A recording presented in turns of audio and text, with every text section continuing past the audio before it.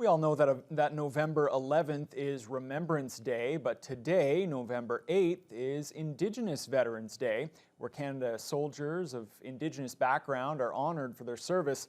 Lakehead University hosted a ceremony this afternoon to mark the occasion with guest speakers and a display of photos and artifacts from soldiers who fought in the World Wars. Mike Lang reports.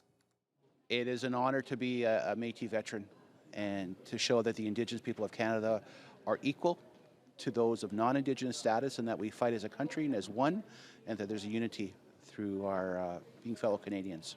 Lakehead University's Indigenous Veterans Day ceremony was about honoring people such as Métis veteran Carrie McLaughlin and recognizing their contributions to the Canadian Armed Forces.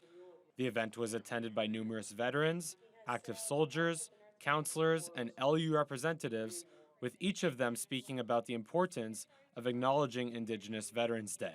Veterans, of course, have had a long history here on this territory, and certainly Indigenous veterans have had a long history. And in speaking with some of the veterans that are here today, it's an important reminder and recognition of what they give beyond their own time and energy and lives in many cases to serve the Crown at that time, depending on the wars, or Canada. Another element of Indigenous Veterans Day is acknowledging those soldiers who had to sacrifice not just their bodies, but their status as Indigenous people. After serving, they were disenfranchised. And what that means is that they no longer belonged to their community.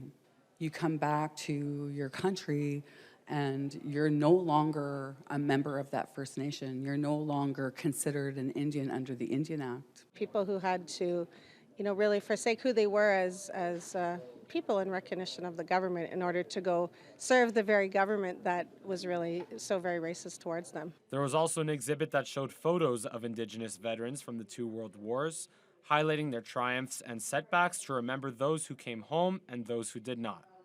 It started with 100 names of veterans and now has 324. It will be on display in the LU Agora until Remembrance Day. Mike Lang, TBT News.